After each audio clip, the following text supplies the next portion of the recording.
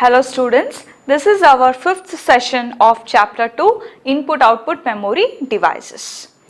In the previous session we have studied about ROM, but in this session we are going to study about RAM, that is Random Access Memory.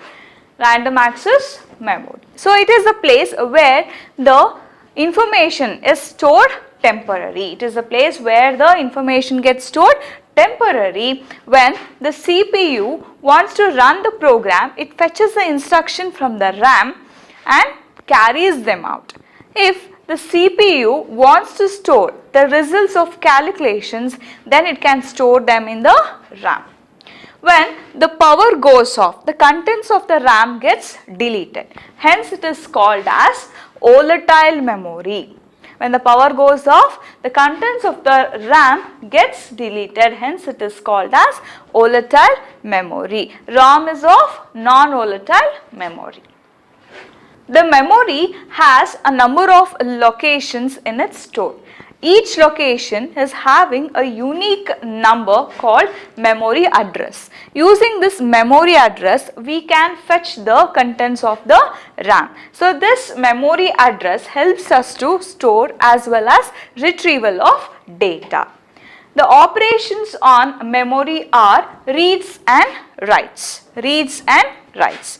So read instruction transfers the information from memory to other devices. When it comes to write instruction, transfers the information from other devices to the memory.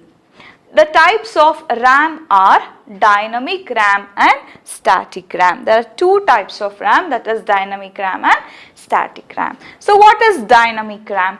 Dynamic RAM, it contains the data it loses its data in a short period of time, even though when the power supply is on. That is, in a fraction of milliseconds it is going to loses its data. And it is cheaper. Dynamic RAMs are cheaper and they are similar to microprocessor. They are similar to microprocessor, which is made up of millions of transistors and capacitors, So capacitor is able to hold a bit of information, that is zeros or ones. A capacitor is like a small bucket which is able to store the electrons. To store 1 in a memory cell, the bucket is filled with electrons. To store 0 in the memory cell, the bucket gets emptied. The drawback of capacitors is that it has a leak. So through that leak, it is going to leak the electrical charges. Therefore, for dynamic RAM to work with, either the memory or the CPU has to come along and recharge all the capacitors holding the electrons.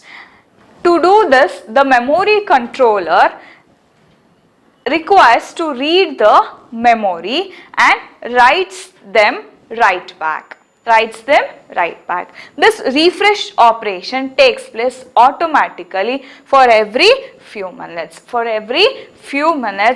Thus dynamic RAM gets its name.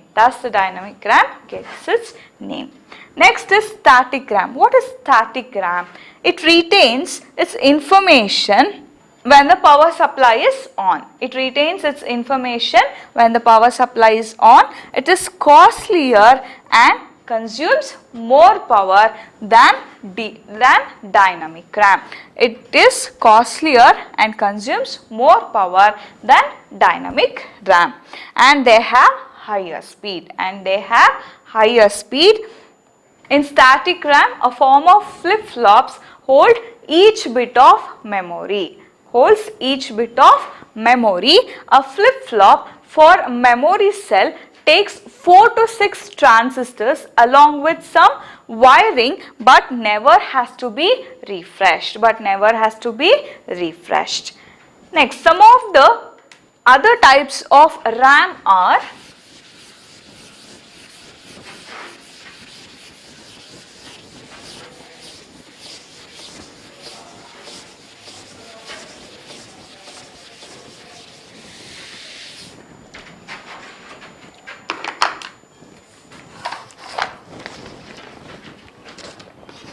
some other RAMs are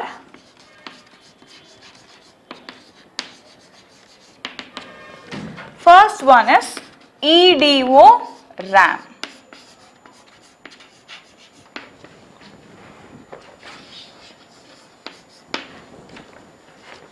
SD RAM.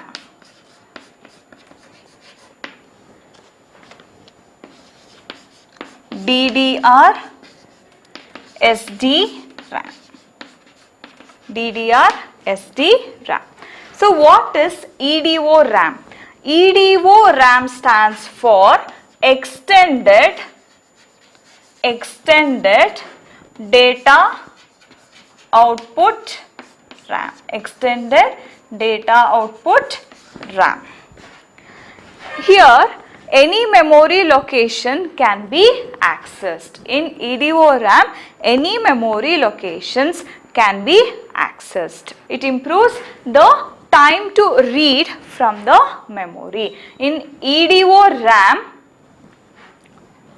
we can access any memory location and it improves the time to read from the memory. Next type of RAM is SDRAM, that is synchronous DRAM. Synchronous DRAM.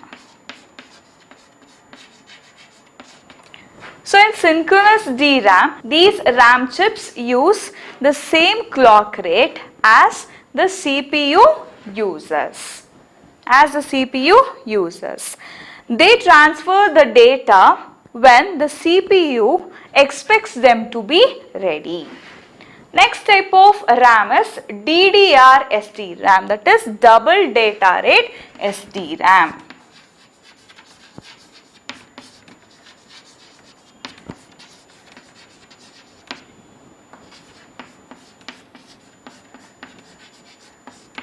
This RAM transfers the data on both edges of the clock. This RAM transfers the data on the both edges of the clock. Therefore, the transfer of data is doubled. Hence, the transfer of data rate becomes double. So, this is about RAM and its types. Next, let's see the difference between dynamic RAM and static RAM.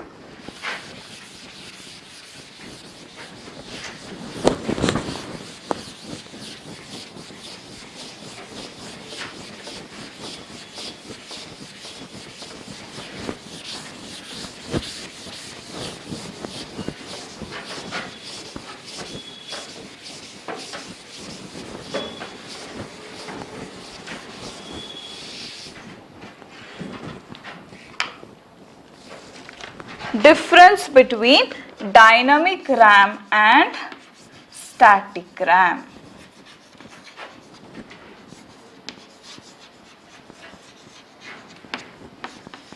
DRAM and SRAM.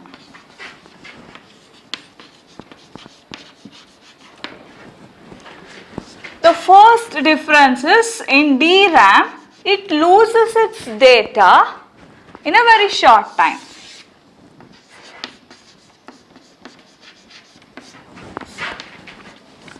Loses its data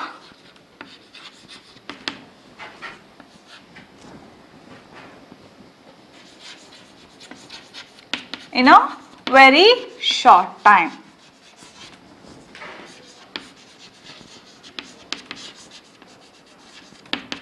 It retains its data. It retains its data. DRAMs are cheaper. DRAMs are cheaper. They are costlier, or you can say expensive, and they consumes less power.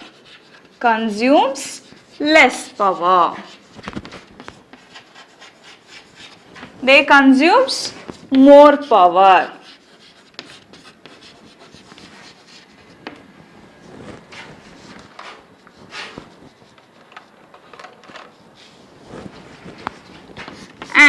DRAMs are slower than SRAM. They are slower than SRAM. They are faster than, static RAMs are faster than DRAM. Faster than DRAM. It generates less heat and it generates more heat. Generates less heat and it generates more heat.